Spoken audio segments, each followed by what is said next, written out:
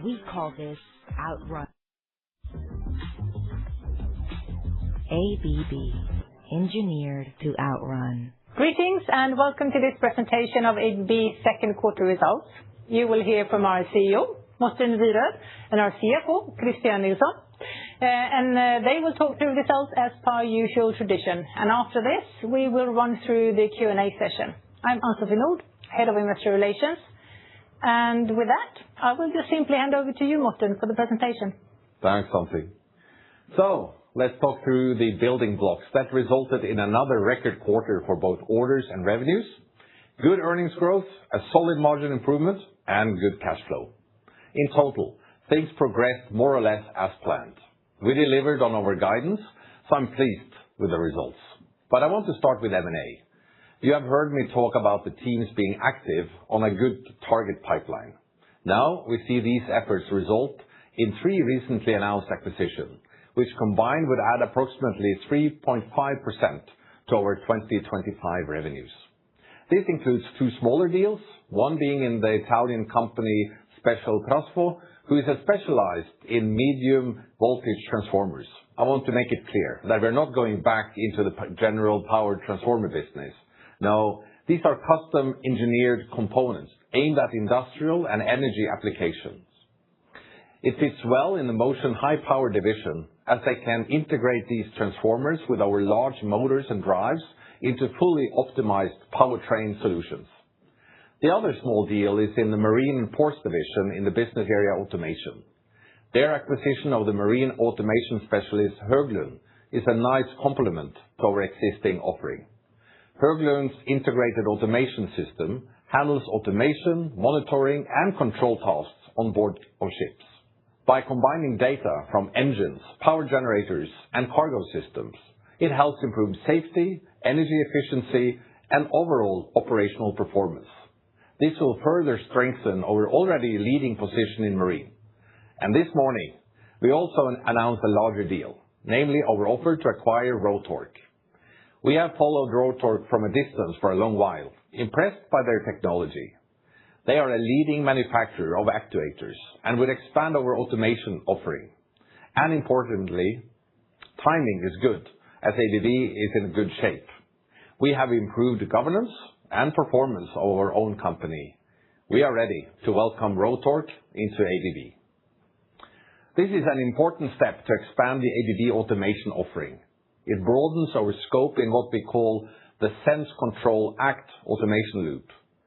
We can take these solutions into our extensive market reach and build on our digital and technology capabilities.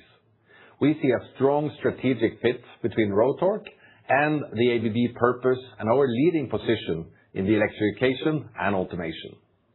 This deal will bring together 2 businesses with highly complementary technology portfolios and similar customer relationships, geographic footprints, and strong installed bases.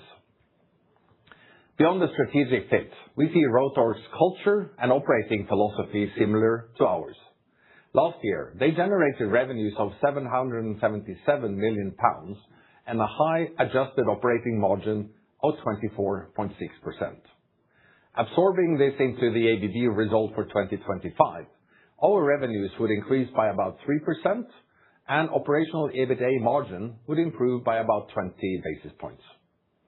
This acquisition would be accretive to our earnings per share in year 2, as the first year is burdened by certain acquisition-related costs. We have agreed on a price of 503 British pence per Rotork share. In US dollar terms, this comes to about $5.5 billion. Or in 2025 multiple terms, an EV to sales of about 5.3 and EV to EBITDA of about 19.5. This represents a discount in the region of 5 to 25% versus our own multiples. And accounting for synergies, the EV to EBITDA multiple reduces in the mid-teens range. From a timing perspective, we expect the transaction to close in the first half of 2027, post Rotork shareholder vote and customary regulatory approvals. It is our strong view that Rotork joining ABB adds long-term value across the stakeholder groups. The Rotork board is aligned on the strategic fit, and it is supportive and recommends the offer. But what do we actually mean when we talk about the Sense, Control, Act automation loop? I would say that automation is about closing feedback control loops. You are sensing a condition, you take algorithmic decisions in controllers, which triggers an act in, for example, a motor and drive running a fan, pump, or compressor. First, there is sensing. The sensor feed process signals into the automation system. These are signals of pressure, temperature, flow or level, or the chemical composition of gases and liquids. The automation system controls, monitors, and optimizes the continuous production processes. This can be in a pulp and paper plant or on an oil platform. The system uses the sensor signals to infer a process state, to analyze deviations, and to calculate corrective actions. This takes us to the act phase. The DCS signals the actuators, which triggers, for example, a valve to optimize how much it is open in order to adjust the pressure of flow or liquid or gas. Our position within the automation loop has this far been biased towards the DCS and sensing. Rotork is a leading independent manufacturer of actuators, with a particularly strong position in electric actuators. By adding this to our portfolio, we would improve our offering into the act phase and further strengthen our competitive position. As part of the Automation Extended platform, it will enhance our ability to help our customers through increasingly digital, connected, and autonomous solutions across energy and process industries. There are, of course, different types of actuators, and Rotork is leading player across electric, pneumatics, and hydraulic actuation. Electric actuators represent more than half of Rotork's sales. From a customer perspective, these come with the benefit of consuming energy only when performing work. This reduces operational costs and improves energy efficiency.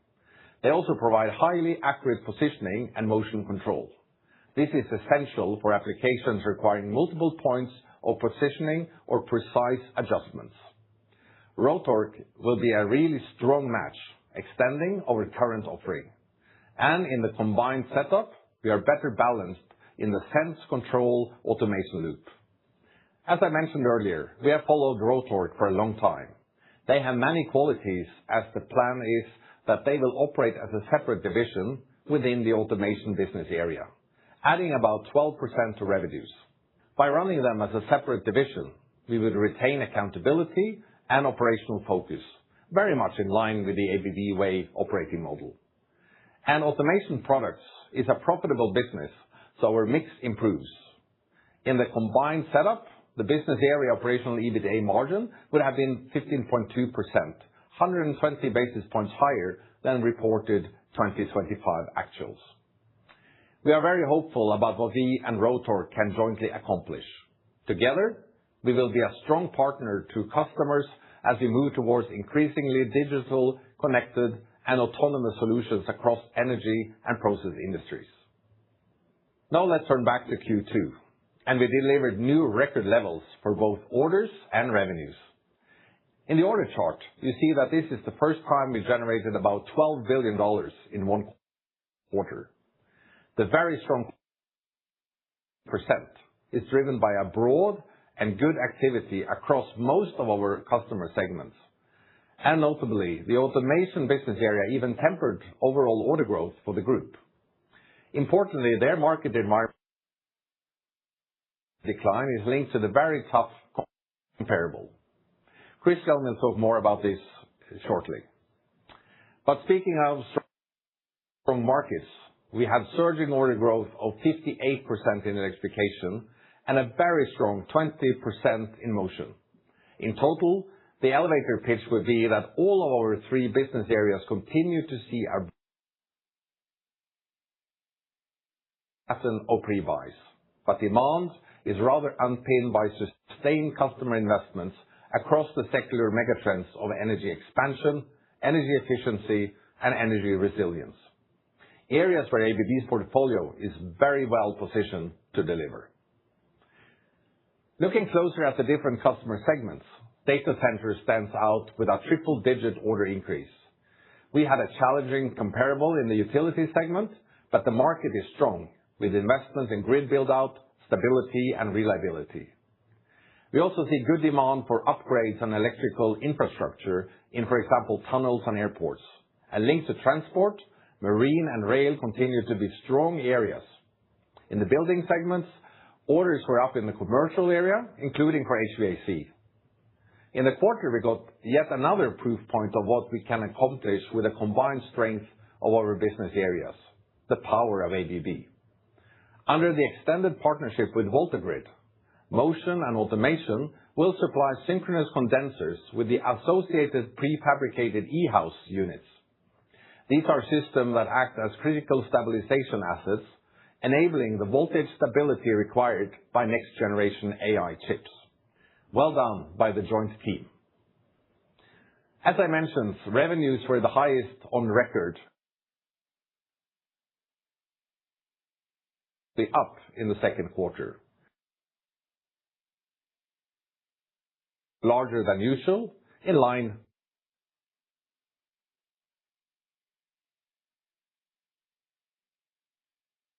to the strong comparable growth. This includes a good pricing contribution of close to 2%, with the teams balancing customer relationships and defending our own profitability. Positive in all three business areas. The backlog is up at the record level of 30 billion on a comparable basis. In my view, we perform very well in a strong market. Looking at the different geographies, orders were up by double digits in all three regions. The Americas continue to be the strongest growth driver, and orders increased by 52% like for like. Looking specifically at the U.S., orders were up by as much as 62%. This high number includes some large bookings, but also base orders were very strong and improved by about 30%. Europe was up by 12%. Here we saw a decline in the largest market, Germany, but this was more than offset by order improvements in several of the other large countries. Asia, Middle East, Africa improved by 12%, with China being up 10%. Let's turn to earnings, which reflects both favorable market conditions and a strong execution. We converted a 12% comparable revenue growth to a 20% increase in operational EBITA to 1.9 billion. This reflects a margin improvement of 90 basis points to 20.2%. Similar to the prior quarter, we had pressure on gross margin. It dropped by 50 basis points from last year, impacted mainly by unrealized derivatives on FX and commodities. But we also still have a bit of a gap on the price-cost balance. That said, we did achieve a gross margin of 40%, which admittedly is a good level. The impact from the unrealized derivatives feeds through to income from operations or EBIT. And we had about 130 million of special non-operational items, partially offsetting a strong business performance. In total, we improved income from operation as well as earnings per share by 8%. And with that, I hand over to you, Christian. Thanks, Morten. So, let's take a look at what happened in different business areas. As usual, we start with electrification, which delivered new record highs across virtually all the headlight numbers. Comparable orders were up by as much as 58%, and the absolute intake advanced from an already strong trajectory and for the first time hit the +7 billion mark. This is underpinned by strong, broad-based sentiment across major customer segments. I actually noted that this was the 6th consecutive quarters with a positive book-to-bill in electrification.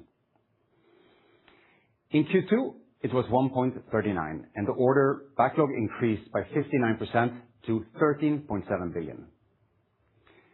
Looking at the different segments, data centers stood out again with a triple-digit order growth.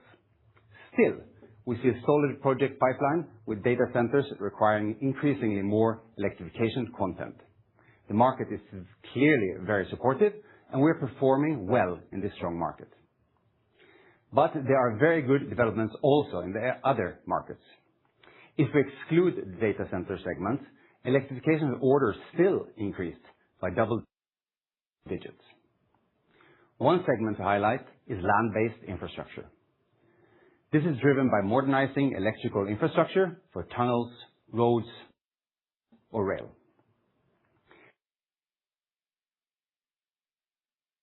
Improved, driven by commercial activity. The utility order growth was limited due to last year's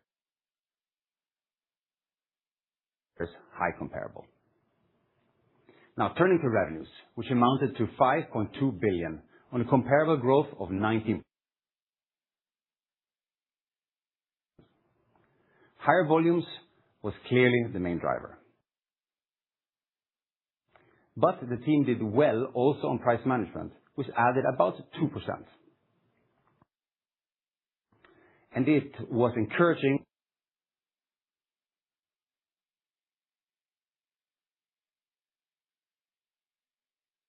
cost to cover in gross margin. And here we expect to be at least neutral for the full year. But in the second quarter, this gap was more than compensated for by efficiency improvements and stringent SG&A control. As a net total, the operational EBITDA was up by 26% to $1.3 billion. This reflects a margin of 24.9%, yet another record high from the electrification team. Looking at the third quarter, we expect comparable revenue growth to be at least similar to what we saw in Q2. And the operational EBITDA margin should improve from the second quarter levels of 24.9%. Now, let's turn to Motion. Contrary to the usual seasonal trend, orders actually increased sequentially and reached 2.6 billion. This reflects a comparable growth of 20% from last year, driven by improvements in both short cycle and project businesses. As Morten mentioned earlier, we see a good demand for our grid stabilization technologies with our industry-leading synchronous condensers. Other positive segments were rail, marine, and mining. On the more short cycle side, there was strength in HVAC for commercial buildings as well as in data centers cooling. Similar to recent quarters, the softer areas are the process-related segments like chemicals and pulp and paper. Turning now to revenues of 2.2 billion with a comparable revenue growth of 4%, more or less equally driven by volume and price, with an additional percentage of growth derived from portfolio changes. As we mentioned coming into the quarter, profitability was under pressure. Operational EBITDA margin dropped by 130 basis points to 18.5%, and there are multiple factors to consider. First, the positive impact by operational leverage on comparable revenue growth. This was, however, more than offset by our Gamesa Electric acquisition operating at a loss and diluted margin by around 70 basis points year-on-year. This is similar to what we saw in Q1, and we expect it to be dilutive for the remainder of this year. Additionally, we still have some operational inefficiencies in our high power division. These should, however, be resolved during the second half of the year. And lastly, there were some timing impacts in production volumes in the traction division, which had an adverse impact on profitability. The high-level view for Motion can be summarized as good orders in a solid market, but some challenges on profitability, which partially will linger throughout the year. Looking at the third quarter, we expect comparable revenue growth in the mid to high single-digit range year-on-year. And operational EBITDA margin should be similar to the second quarter. Now let's turn to automation, where orders remain sequentially stable on the level of $2.5 billion. These orders actually make it one of their strongest quarters, but still recorded a year-on-year decline of 14%. This is due to last year's high comparable, which includes a very large single booking of 600 million. You can see it in the charts on the left-hand side. But let's take a look at the order drivers. Demand for marine as well as port automation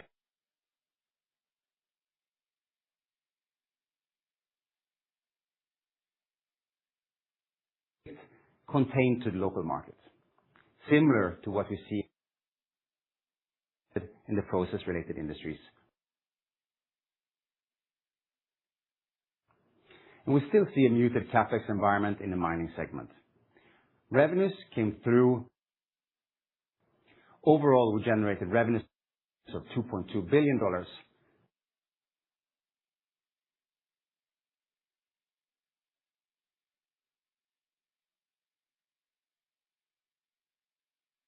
Still, the team improved operational, supported by stringent cost control. That in the quarter, we had about 70 basis points of margin support from a one-timer. This stems from a provision release linked to a project settlement. Overall, another solid delivery from the automation team. Now, looking at the third quarter, we expect comparable revenues to improve in the mid-single digit range, and operational EBITDA margin should improve year-on-year. Cash was another solid point in our results. As noticeable in the chart, we didn't have the usual pattern of sequentially higher free cash flows. As you may recall, the first quarter was boosted by about $425 million from a real estate sale. On a year-on-year basis, we improved slightly to $881 million. This was backed by a good operational earnings increase, which offset the impact from higher CapEx spend in continuing operations, as well as a lower cash flow in discontinued operations. All in all, this was a good cash quarter, and we are well on track to improve our free cash flows from last year's strong level of $4.6 billion. With that, I hand it back to you, Morten. Thanks, Christian. Let's finish off with the outlook. As evident in our Q2 results, we play in strong markets. Order backlog is rising, and the short cycle business is clearly supportive. We raise our growth guidance for the year to a low double-digit to low teens increase in comparable revenues. This adds confidence to our current margin outlook with 26. For the third quarter, we expect a low to mid-teens growth in comparable revenues year-on-year, and the operational EBITA margin should show sequential improvement. Now on to, let's open up for. Good. Just as a quick reminder, for those of you who are dialed in on the phone, please press star 14 to register to ask the question. Also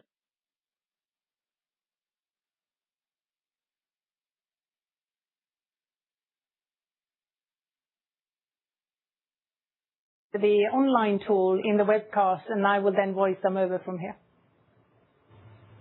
With that, let's take the first question, and it comes from Martin Wilkie at Citi. Martin, your line should be open.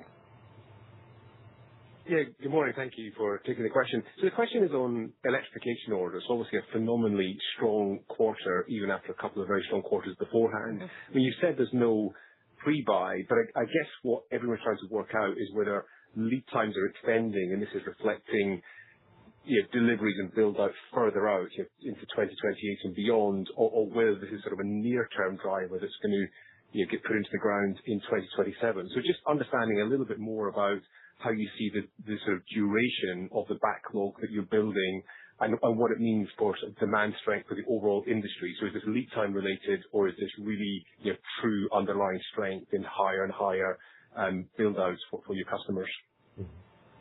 No, I can take that. It's we see the strong growth here in kind of in all sectors, and it is the lead times are the same or similar to what they have been before. So we don't see any pre-buys. We don't see really any change from a lead time perspective. It's more that we're getting more capacity online. That means also we can take more orders on our side, and we see that also reflected in our both for the year behind it. Just high activity level. And then Magnus from Nordea. Are you with us, Magnus? From Nordea. Yeah, staying on the same topic, I think Christian talked about double-digit growth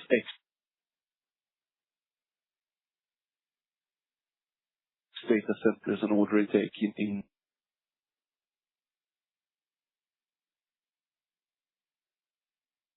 moderated in the quarter or not?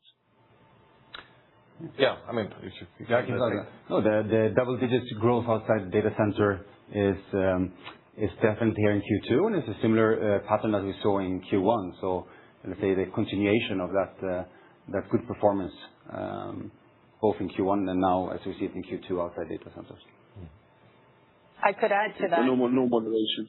Yeah, I could add to that also, in electrification specifically in this quarter, we had a very high comp in the utility segment, which didn't support order growth for that reason. So otherwise, all good. Perfect. Thank you so much. And then we have a question here from the online tool. It comes from Benjamin Heelan. Could you provide some color on pricing trends across electrification and automation? Are there differences by geography? Yeah.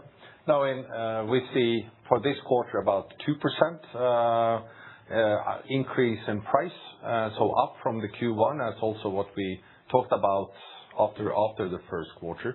And we also said that we will, because we need some time to get that full compensation of the cost increases we saw earlier in the year. There is a bit of a lag, and that's what we are executing on and according to that plan. So that is still valid, as we said earlier, that it will be more than compensated on cost by the end of the year. But of course, there are differences here in the short cycle versus the long cycle. The long cycle business, you can also do more of hedging when it comes to material and long and fixed contract. Of course, the short cycle, you cannot do that, so there's where you need to be quicker when it comes to adopting or be more dynamic in pricing. So we see that more, as I say, on the short cycle business where you need to do faster updates. Then on in geographies, of course, the strongest, let's say, where we have more of inflation is in Americas, where we see also the strongest growth. So there is where you have more price effects than, for instance, what we see in China. But also the price decline that we saw earlier, at least a year back in China, that has reversed. So that is also what gives a positive impact on price. Of course, that difference is still there between the higher price increase markets, talking U.S. versus China, but the deltas has now been lifted on both sides. Maybe Europe, we can add them kind of in the middle between the two, I guess it's fair to say. Yeah. Thank you. And then we move to the conference call, and we take the question from Andre at UBS. Please. Yes, good morning. Thank you very much for taking my question. Can we just talk about Rotork acquisition? And could you comment on what kind of drove the decision to pull the trigger at this stage rather than in any sort of point of time in, I think, the last 10 years that we talked about it on and off?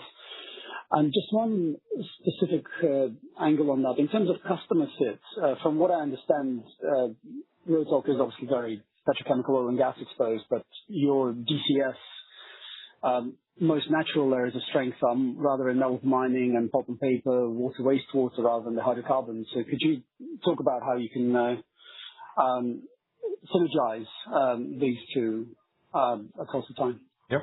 Now, we looked at Rotork for quite some time and been impressed about the performance. So what we really like is the leadership in technology and on market leadership. That is our two aspects that we like, and it's a good fit with the electrification and automation focus from ABB, and also it's very similar to Rotork. And if you look at end user and end customer exposure, you also see a very good overlap. It adds, 40% of the business of Rotork is oil and gas. So that would add, if you're looking at an ABB overall, it's add 0.5% more oil and gas exposure to our existing ABB business. So we see rather this complementing and being able to connect the sensing and the control through our distributed control system, our leadership there, and then the actuators, with really the act part coming from the the automation system. So combining these two, we believe is a great fit for end customers and end users. It gives a better service expansion opportunities also for Rotork when they have a wider ABB network to help. So that is where we believe there is good both revenue and cost synergies between us to be able to create that value that we are confident that we will have getting Rotork into ABB. So we are looking forward to that new opportunity. And I'm going to... Why now? Sorry. Sorry? I was just, the beginning of the question, why now?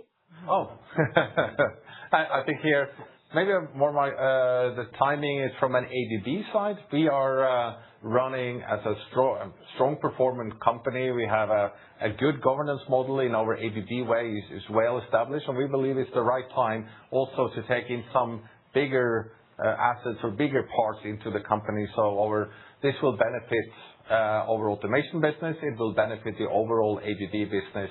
So we believe now is a good time. Thank you. I'm going to tie on to that with a question on Rotork from the online tool from Delphine. He says, what assumption do you have on the midterm revenue growth for Rotork? Well, I will not comment on the outlook. I think that is something that they have to do as they are still a separate company. So I will leave that with them. And I'm sure there are opportunities to ask that question also. Good move. We'll take another call from the conference call line. We'll open up for Will Mackie at Kepler, please. Thank you very much. I wanted to come back to the data center and market segment and touch on, I'm sure, a subject on everyone's mind, which is the continuity of order intake that you've achieved this year. You talk about a positive price level, a positive pipeline going ahead, but could you comment broadly on how you see that pipeline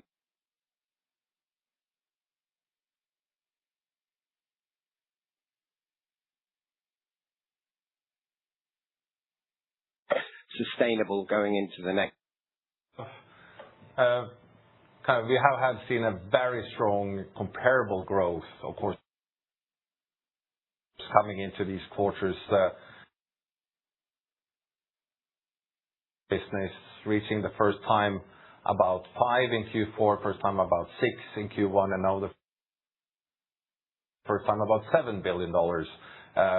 Continue always making records in business. I haven't seen that happening, that always happen. So we should be a bit also aware, of course, of that one. But in general, we see a very strong pipeline also when we're talking about our large customers in this field. So the capital allocation and the investment plans are clearly there.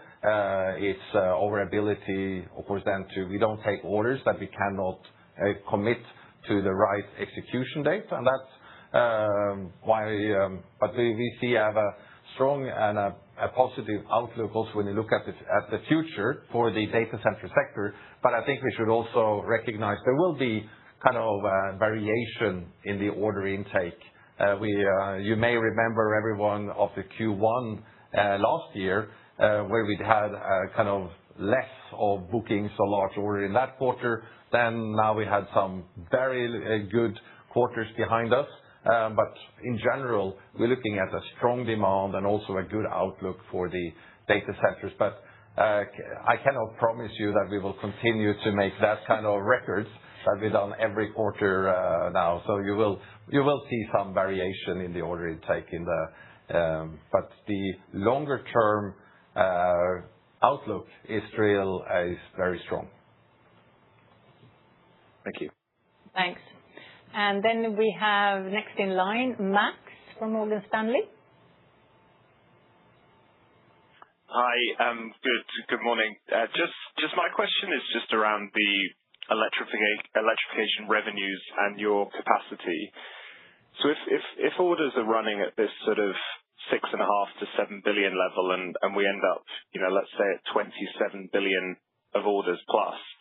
I'm just trying to understand kind of how quickly that can convert into revenues and kind of how much capacity you have, because I guess if I look at your sort of sales this year, they're going to be, say, 21 billion. And if we think about kind of a lot of this capacity or a lot of these orders being for delivery in 27, my interpretation would be that there'd be no reason that the growth should slow down. We should be landing at somewhere around 25 billion. I guess I'm just trying to understand how quickly and how high can revenues get up to next year, and can we see kind of 25, 26 billion? Is that realistic with the capacity that you have? Yeah. Thank you.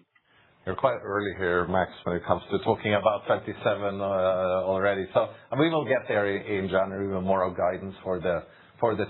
But what I can. But you have the backlog. You're kind of locked in for a lot of it, I guess. So yeah. True. And what we will see is more kind of also the short cycle business, the book to bill. Is where we will see how the total turns out. What I can't talk about is kind of the capacity build out. That we have over time invested and increased our CapEx for many years. It's investments in the United States, investments in China, in India.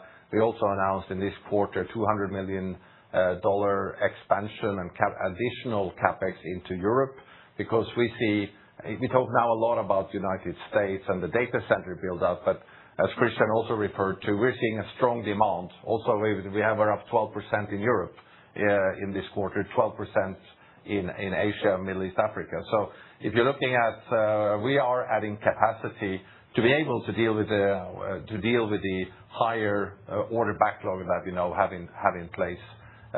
So of course, as I said earlier, we do not take orders where we are fully committed that we can deliver on time. That is a very important part of the lessons learned from the past. And that's one of the things that I think is also helping us winning share, seeing as one of the most reliable partners in this space. So the order intake, what we can show today, is based on committed capacity that we have in place or are being built.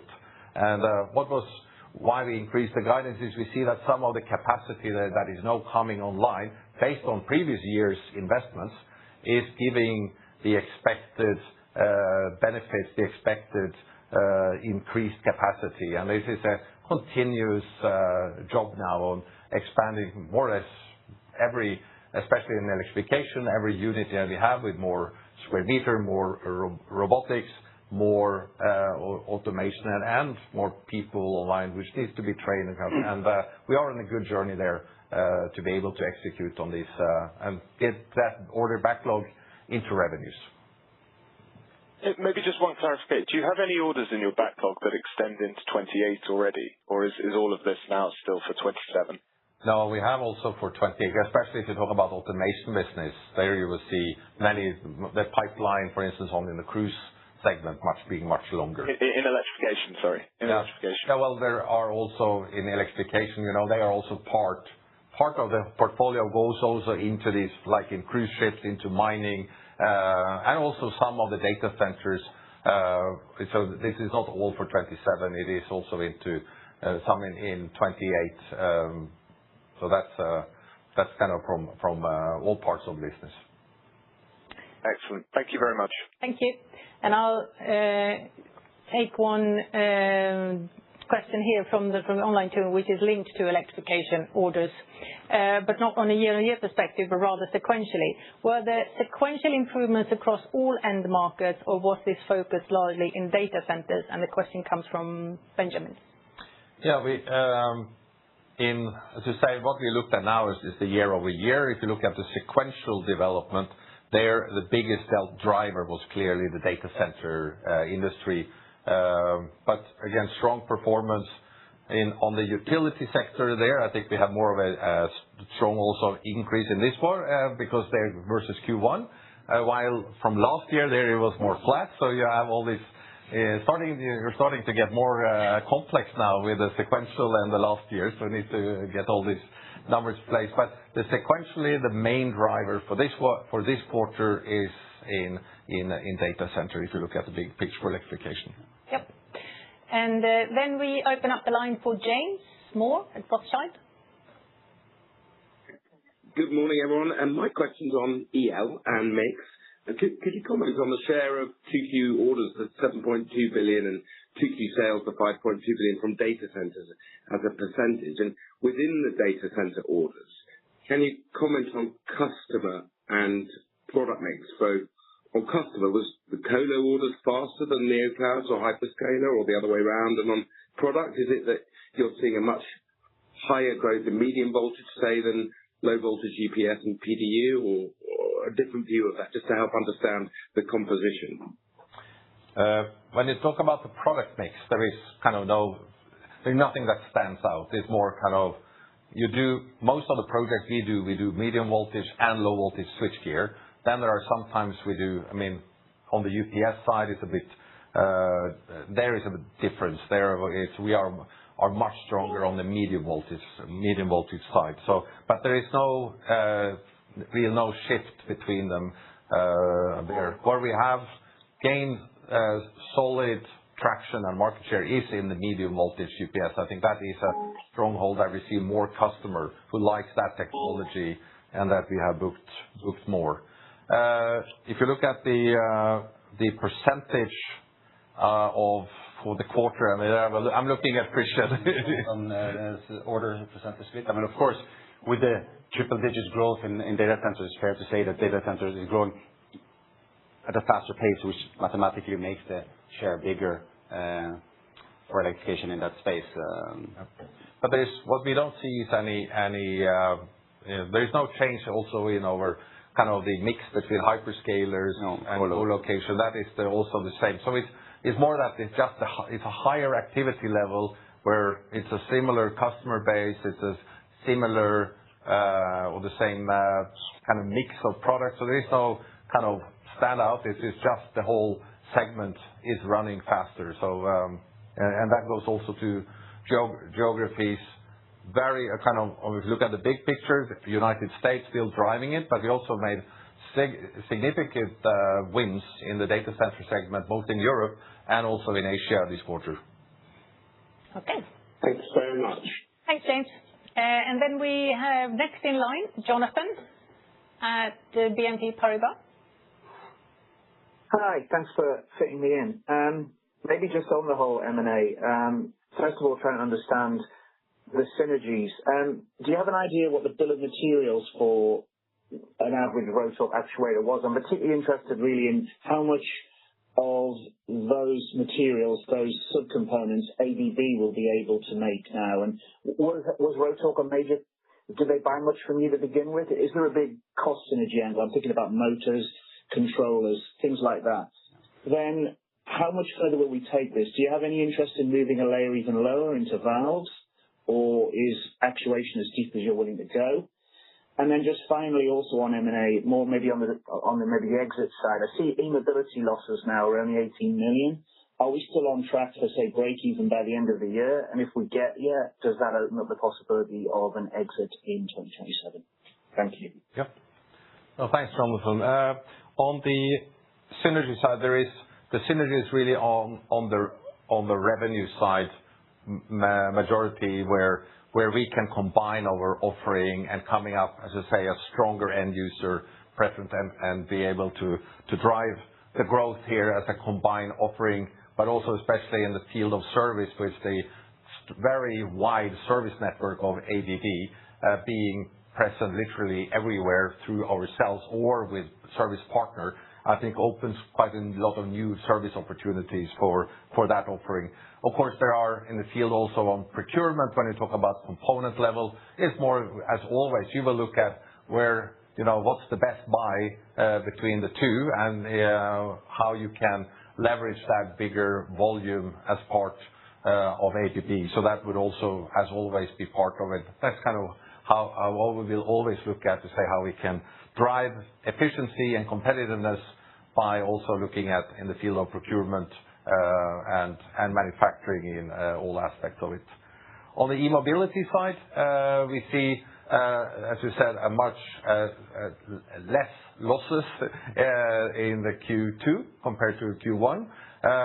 We are having a plan that gets us to that break even by end of the year.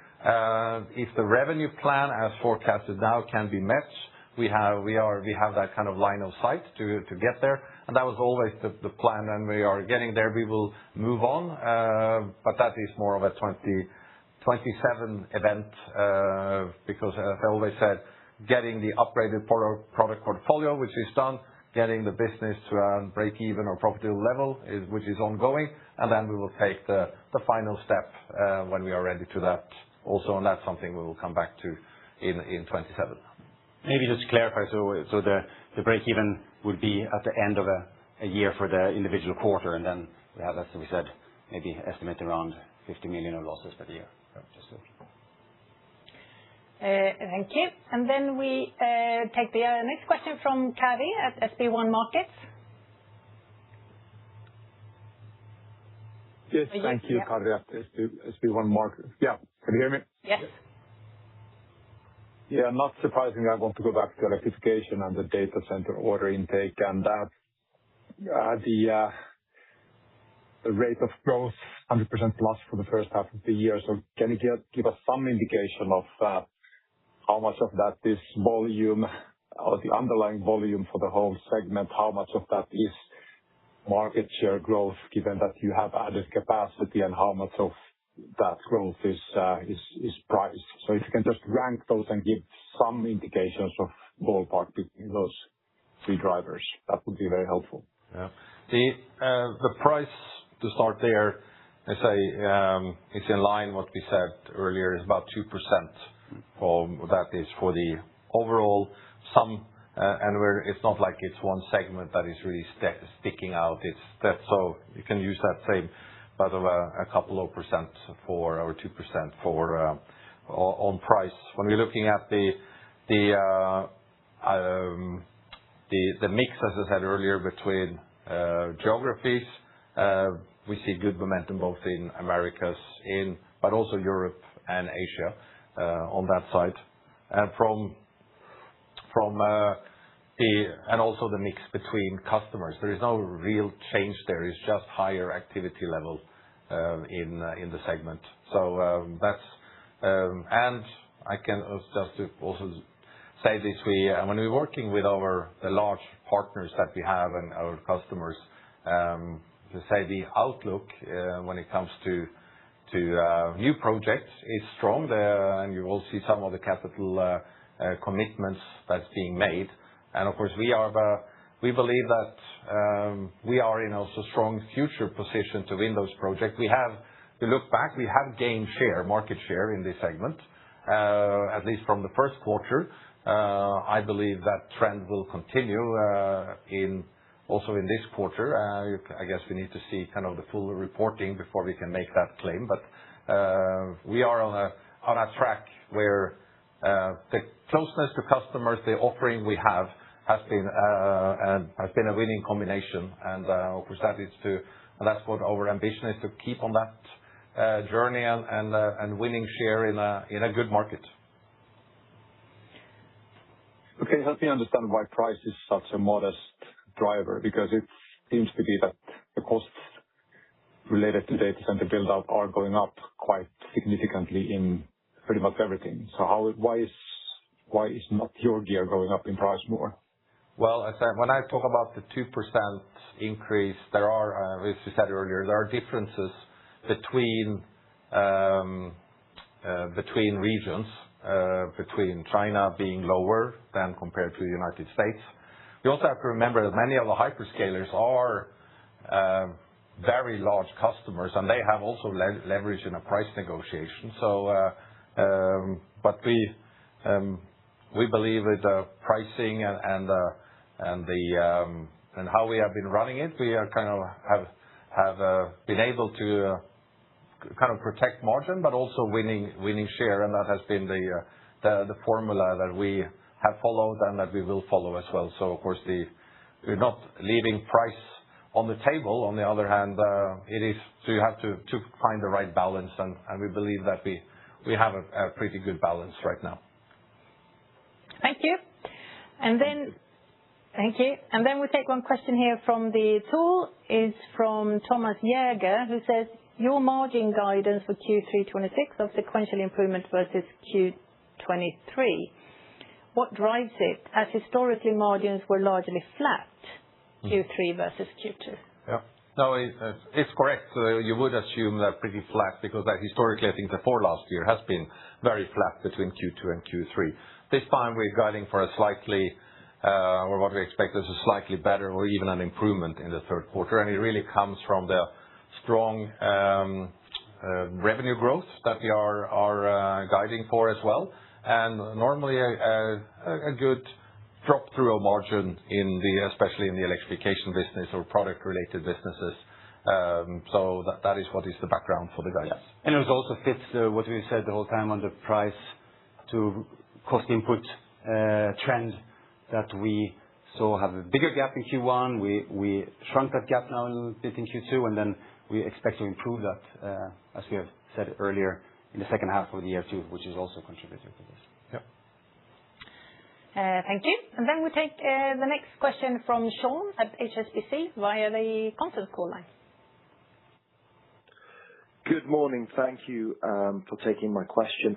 I was intrigued to see that you're now specifying data center cooling as one of the order segments within Motion. So just keen to get a little bit more detail here.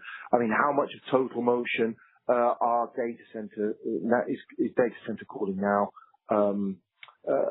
And what kind of growth rates do you see? Is this also a triple digit growth area? And specifically, I believe you've talked about being a component supplier to cooling. Maybe a little bit where you see the key drivers of your growth ambitions in data center cooling. Thank you. Right.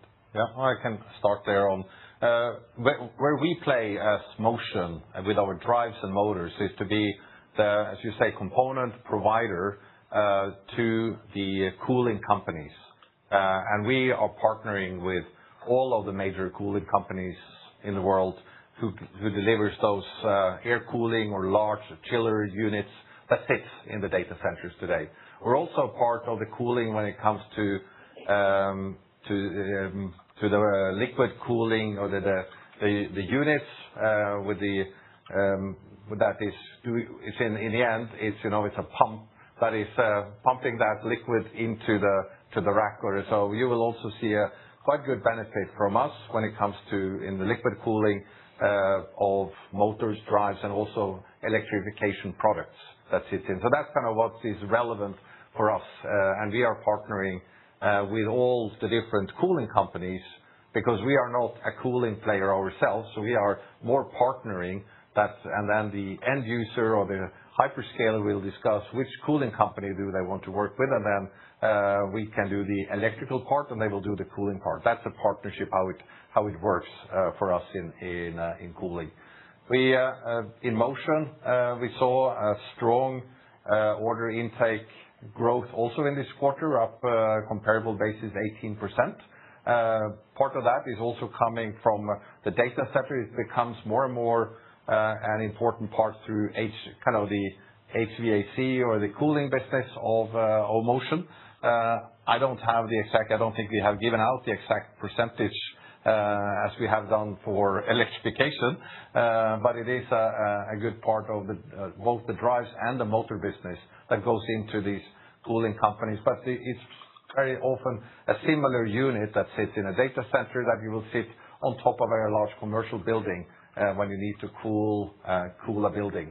That doesn't really matter if it's data center or a commercial building, as an example. But I think it's fair to say that you don't see the growth rates are not as high as you see in electrification. No. And then we take the next question from Daniela at Goldman. Please, your line should be open. Hi, good morning. Hope you can hear me. I was wondering, sort of following up on data center, but more into the developments that are coming up where people discuss a lot VDC 800. I think we've seen some of your Asian peers starting to sign VDC 800 related MOUs. Do you see any momentum on that? Are any of the orders already related to that, or should we be expecting them soon? Just curious how you see the development for that, if it is still far away or starting to materialize. Yeah, we have 0 order in the backlog for 800-volt DC data centers. And nobody has, because there is waiting for the kind of availability of components from the NVIDIA and the like. So that's the next step. But of course, what we are working on is building up the complete portfolio so we are ready to support that 800-volt DC data center architecture, which is coming into the late 27 or 28 onwards. That's where this will start to have a commercial impact. But the investment we are doing right now is on the technology side.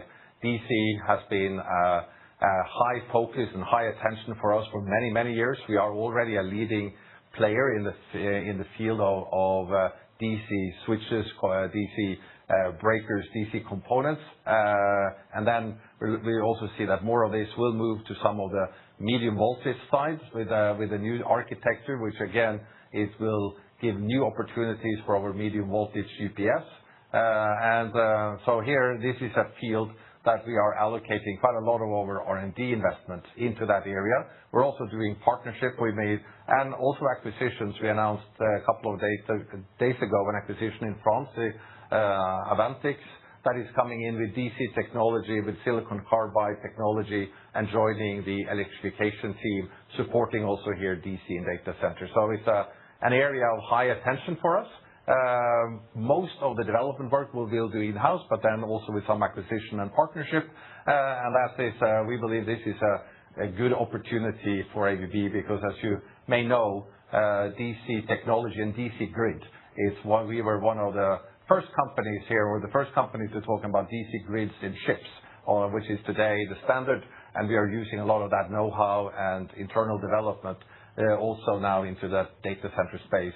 And so that is more to come on this topic throughout the year on how we're seeing that future. Yeah, maybe a bit of a commercial break here for our webcast on the 24th of September on the DC topic. You'll find the details on the website, ABB Investor Relations. And then we open up for a question from Kulwinder at Alpha Value, please. Yeah, good morning, everyone. So my question was also on Rotork, and I wanted to actually just understand the service opportunity a bit better. What is the potential for you to increase the penetration of service within Rotork? Because as I understand, it's about 24% of 2025 sales, and the company was already on a trajectory to increase that. So I just wanted to see where ABB could take it. And then does Rotork also give you a sliver of opportunities on the data center cooling and nuclear side as well? Thank you. Thanks.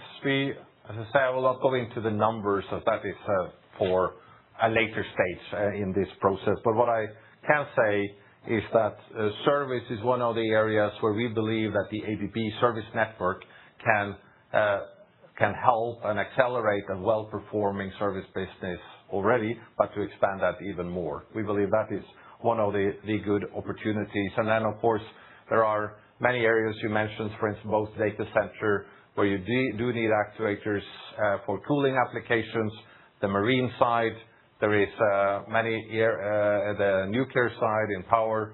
There are all areas where actuators and electric actuators are needed and beneficial, and that is more of kind of for areas that needs to be, of course, explored, but I will leave that to a later stage when we have closed the transaction and when we take this business together. Very good. And we have a couple of minutes left, so let's see if we can squeeze one more question in. We open up the line for Alessandro at Octavian, please. Yes, good morning. Thank you. Thank you, everybody, for taking my question. It's on Rotork as well. and I guess you might tell me that you postponed the answer here, but I would like to mark the point. If I look at your indication for the acquisition multiple after synergies in mid-teen level, and I make a couple of calculations with a few assumptions on the depreciation, etc., I calculate a return on invested capital on this 5.5 billion, like, I don't know, between 5 and 10%, I would say. So, in my opinion, you kind of need to double EBIT on this acquisition going forward. Do you agree with this, and do you have a plan to do that? Can you share some indications? Well, maybe not to necessarily counter your calculation here, but like we said, if we look at the multiple at acquisition at 19.5, we do feel that we have synergy opportunities that will bring that into the mid-teens. And those synergies, as we have referred to before, it's going to be both on the cost side, but majority on the commercial and growth side. So I think we certainly don't come to the calculation that we have to double the EBIT. If I understood your question right, this is a high-performing business that will be accretive to ABB, second year accretive to our EPS, and it comes in at the high performance levels, and we're look forward to that, utilizing these synergies, like I said. Yeah, I think that's it. That's it. And that's also it for this call. We're up on the hour, so we close it here. Again, a reminder then about that commercial break for the webcast on 24th of September. I hope to see you there. And until then, have a nice summer.